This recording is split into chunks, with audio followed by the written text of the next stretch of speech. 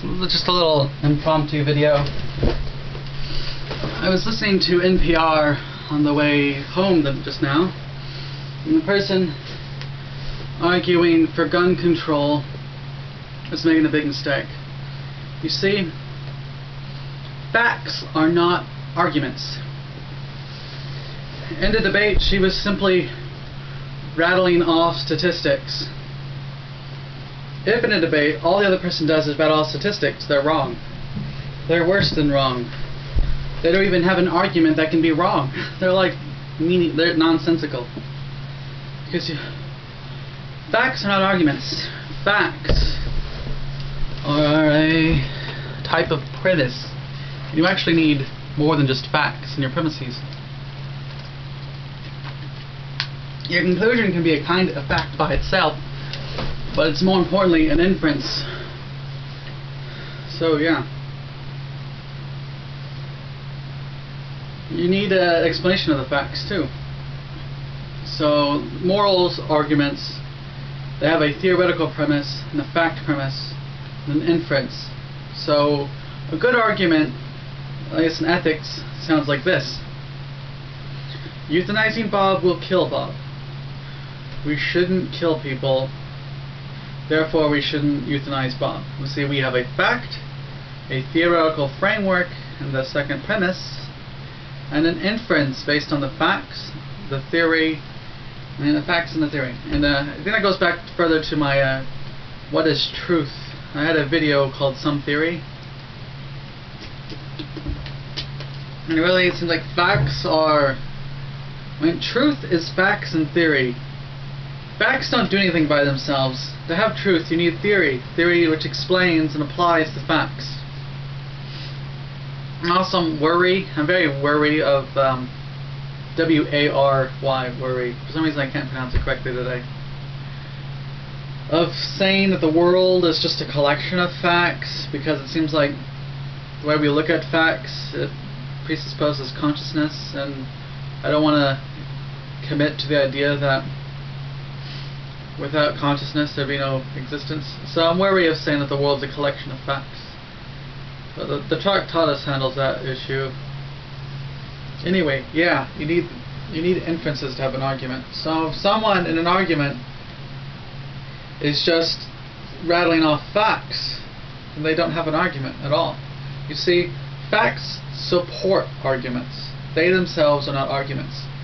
You can have all the facts in the world and have no argument, or all of your facts can be true and you could still have a bad argument. For instance, we should paint the house green. The reason we should paint green and not any other color, only green, is because people paint their houses. Most houses are painted. People paint their houses with painting equipment. Many people hire professionals to paint their house, and some people paint their own house. We should paint our own house, and we should make it green. The house ought to be green. So, as you see, all of my facts are correct. All of my facts are true. And my argument is still bad. That's why we have our culture has this fact fetishism. We put too much emphasis on fact, without realizing that fact's only one part of the equation. Yeah, you want true facts, but just because all your facts are true doesn't mean you have a good argument. On top of that, not all of your facts have to be true for you to have a good argument. You could have false facts and still have a good argument. It has to do with relevance, because it could be that those facts which are not true, your argument can simply push those aside and not make that claim about that fact anymore, and still be a good argument. I got blocked for this. What happened? I'm about to explain, but I was arguing that maybe pedophilia is a sexual orientation. It's just a very inconvenient one. And Cardinal Virtues was saying it was a mental illness because the current issue of, and the current edition of the, I forget the initialism, for that the psychology institution uses for what are mental illnesses, classifies it as a mental illness, and it's like edition number 6. So my argument then just became, it is possible for scientists to be wrong.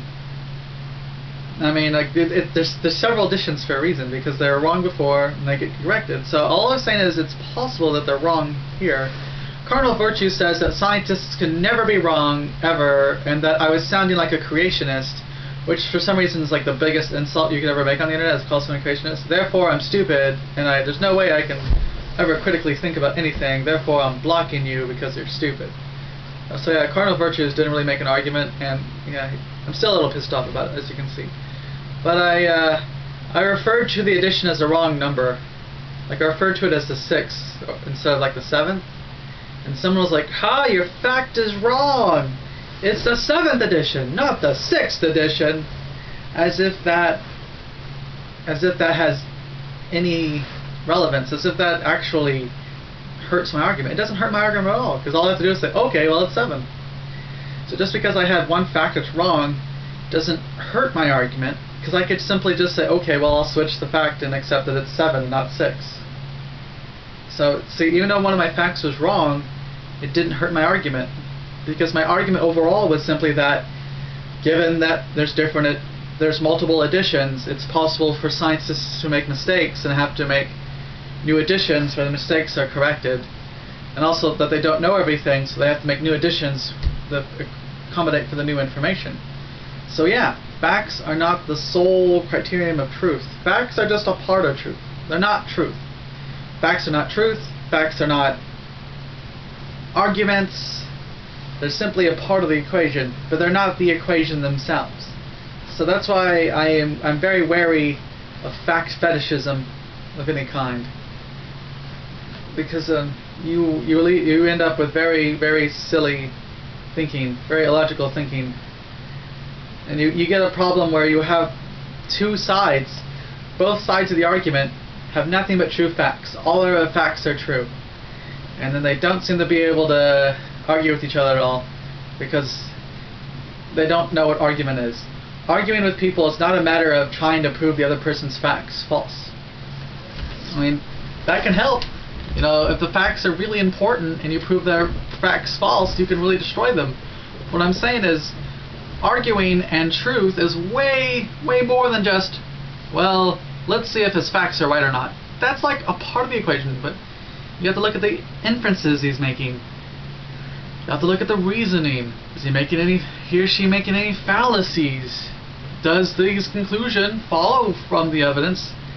What about the theoretical framework that he's working in? Is the framework messed up? Is utility really what we should be measuring everything by here? Or is it something else? So yeah, fact fetishism sucks.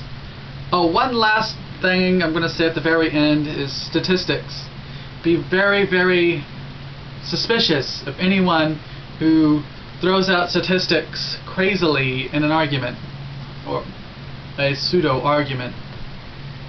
So be very wary of anyone who throws out statistics. Because the thing is, statistics, anytime you use a statistic in an argument, you need to explain that statistic. You can't just go like, statistic. You need to explain it.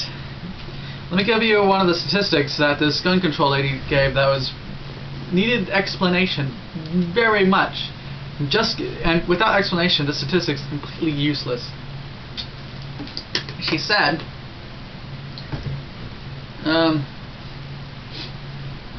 something like X number of people kill themselves with guns. She needs to explain away the counter of, oh well, people just, if you just outlaw guns or regulate guns more, they'll just kill themselves other ways.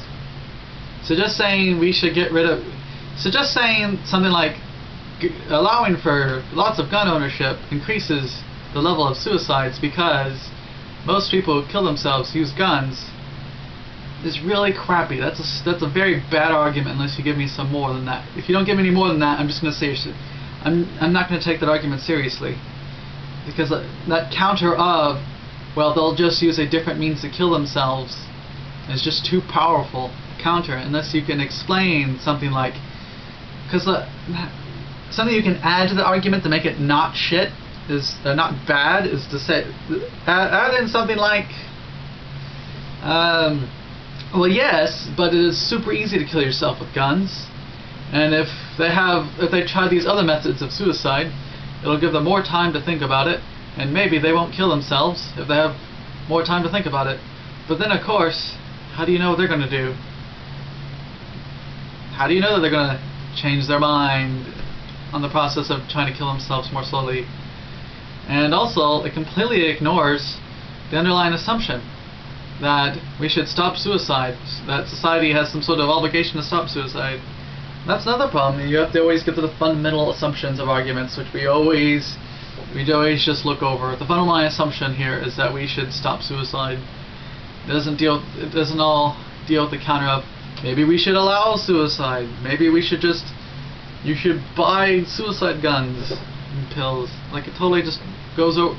It just sort of assumes that we all agree on the same fundamental assumption when we might not. So yeah, to those of you who understand what I'm saying, this video may have been pretty interesting. To those of you who don't know what I'm saying or understand it, this probably sounded pretty rambly. And I think the truth is probably somewhere in between, because everything is gray. Alright, that's all.